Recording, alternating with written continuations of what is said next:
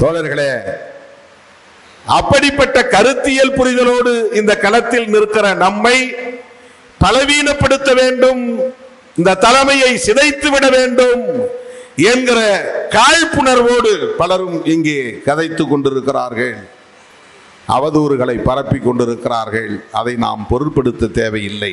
தனிப்பட்ட முறையில் பிஜேபி மீது நமக்கு எந்த வெறுப்பும் கிடையாது.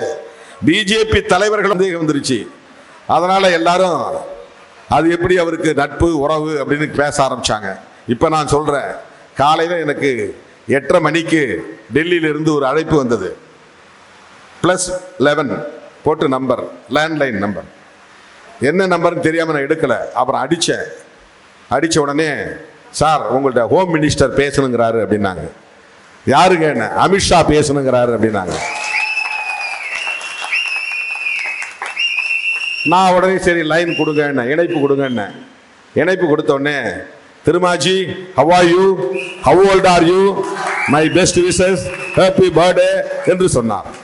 யாரு? அமித்ஷா. எனக்கு இன்னைக்கு பிறந்த நாள் வாழ்த்து சொன்னார்.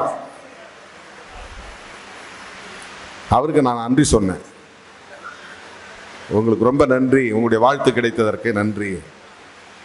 இது அவுட் ஆஃப் த பாலிடிக்ஸ் இருக்கிற ஒரு நட்பு. அவர் இதுக்கு முன்னாடி சொன்னாரா எனக்கு தெரியல, ட்ரை பண்ணியிருக்கலாம். நமக்கு இன்னைக்கு கூட நான் எப்பவுமே சைலண்டில் தான் போட்டிருப்பேன். திடீர்னு தயாளன் ஃபோன் பண்ணி, உங்களுக்கு டெல்லியிலேருந்து ஹோம் மினிஸ்டர்லேருந்து ஃபோன் வருது, போய் அட்டன் பண்ணுன்னு சொன்ன பிறகு தான் எடுத்து பார்க்குறேன். 4 கால் 5 கால் மிஸ்டு கால் இருந்துச்சு. அப்புறம் நான் அடித்தேன். 2 கால் அவங்க எடுக்கல, 3வது கால் எடுத்தாங்க.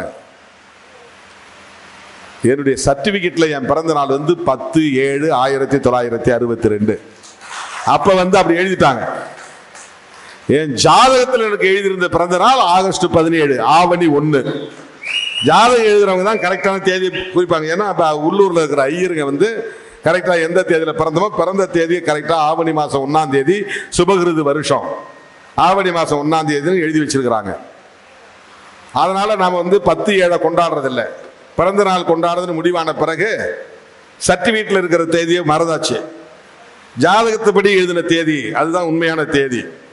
அது எந்த ஆங்கிலத்துக்கு எந்த தேதி வருதுன்னு பார்த்தா அது ஆகஸ்ட் 17க்கு வருது. அதனால இப்போ நம்ம கொஞ்சம் காலமாக ஆகஸ்ட் 17 கொண்டாடிக்கிட்டு இருக்கிறோம். அந்த சர்டிஃபிகேட் நம்ம மாற்ற முடியாது. ஒரு அரை மணி நேரம் கழிச்சு மறுபடியும் ஒரு கால் அதே டெல்லியிலேருந்து வருது, லேண்ட்லைன்லேருந்து. நான் எடுத்தேன். சார் உங்கள்கிட்ட ரயில்வே மினிஸ்டர் பேச விரும்புகிறார் அப்படின்னாரு. அஸ்வின் சொல்லிட்டு வேற ஏதோ பிரச்சனையா இருக்கும்னு நான் நினைச்சேன். அவரு எடுத்தெடுப்பிலே தமிழில் பேசுறாரு. சார் வணக்கம், வாழ்த்துக்கள்னாரு. எனக்கு குழம்பி போச்சு. சார் நீங்க அப்படின்னு நான் இங்கிலீஷ்ல கேட்டேன். உடனே அவர் சொன்னார், சார் நான் ரயில்வே மினிஸ்டர் தான் பேசுறேன், எனக்கு தமிழ் தெரியும் சார், நான் கொஞ்ச நாள் அங்கே இருந்தேன் அப்படின்ட்டு அவர் இங்கிலீஷ்லேயே வாழ்த்து சொன்னார். அவர் பிஜேபிக்காரர் தான். வீடு தேடி எனக்கு பத்திரிக்கை வச்சார். அவர் இல்லை திருமண நிகழ்ச்சிக்கு. அந்த கல்யாணத்துக்கு நான் போயிட்டு வந்தேன்.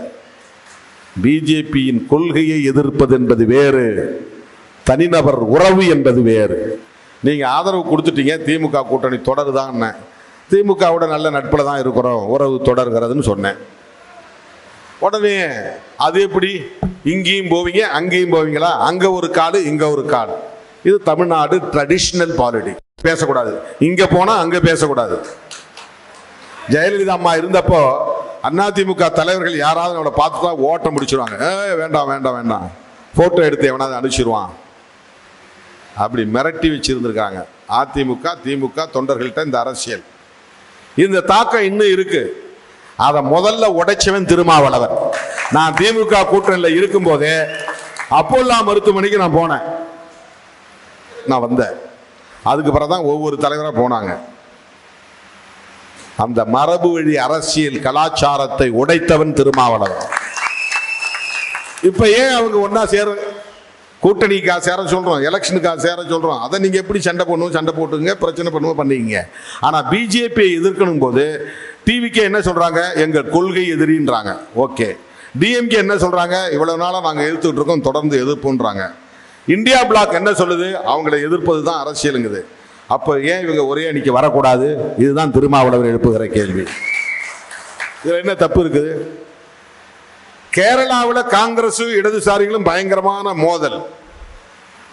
பினராயி விஜயன் RSS காரனே பேசுறாரு. ராகுல் காந்தி அங்க இந்தியா பிளாக்ல கூட்டணியில மார்க்சிஸ்டும் உட்காருது, காங்கிரஸும் உட்காருது. மேற்கு வங்கத்தில் மம்தா பானர்ஜிக்கும் காங்கிரசுக்கும் சண்டை. ஆனா இந்தியா பிளாக்ல 2 பேரும் வந்து ஒன்னா உட்கார்றாங்க. தமிழ்நாட்டில் அப்படி ஒரு அரசியல் நடக்கக்கூடாதா? இதை திருமாவளவன் சொன்னா உங்களால் அதை புரிந்து கொள்ள முடியாதா? உங்க கட்சியில இருந்து ஆளை தூக்குறாங்களே, இப்ப கூட நான் ரெடியா இருக்கிறேன். எவ்வளவு பேர் வேணும் நானே அனுப்பி வைக்கிறேன். எங்க பாசறையில் உங்களுக்கு தேவையான அளவுக்கு படைத்தளபதிகள் உருவாகி இருக்கிறார்கள் என்றால் அது எனக்கு மகிழ்ச்சி தானே.